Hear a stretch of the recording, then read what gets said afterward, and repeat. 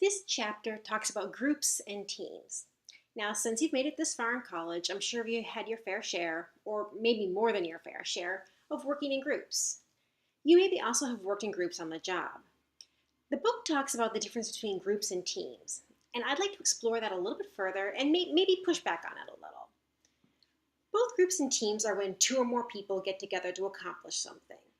But the book tells us that teams go further than that and identify several characteristics that teams have that groups don't. So, first, teams have a strong sense of identification. A team is part of your identity.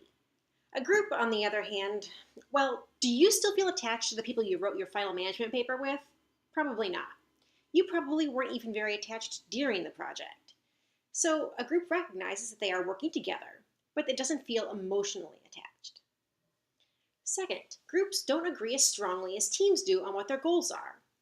Even in a class project where the goal has been predefined for you, group members may disagree on what grade they want or how hard they're willing to work. Now, I don't usually use sports metaphors, but with teams, they seem particularly appropriate.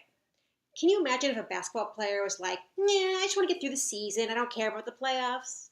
It's hard to imagine, but that often happens in groups. 3. In teams, people typically can't get their work done without each other. The book calls this task interdependence. A lot of group projects are really only group work because of the quantity of work. One person could do it given enough time, but one person can't be a basketball team. Or, to use a non-sports example, think about surgery. It's not just the surgeon in there. The surgical team also includes an assistant, a nurse, an anesthetist, and more. The surgeon can't just work harder and do the surgery all by themselves. 4. And related to the previous point, people have specialized roles. In the surgery example, it's not just that we decide each time who will do what part. Each person has trained to be a surgeon, or a nurse, or an anesthetist. Now let's go back to basketball for just a minute. Each team member knows the game well enough that they could play a different position. It's not like surgery in that respect. However, the team won't perform as well as they typically would if all your offensive players are suddenly on defense. Now, what I want to ask is, how does a group turn into a team? In the examples I've been using, surgery and basketball, it's mostly a matter of hiring.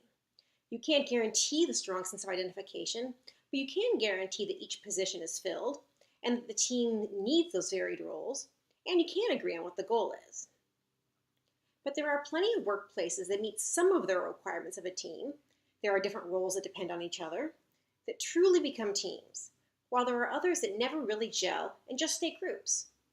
You could imagine a basketball team where some members are more concerned about being stars than the team's performance, or a surgical team that agrees on how they're doing a liver transplant, but they don't get along with each other. And performance might suffer in either of these scenarios.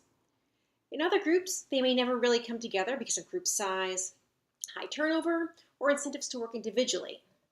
But the book doesn't really explore this, so I want you to think about why some groups work well together and why some don't.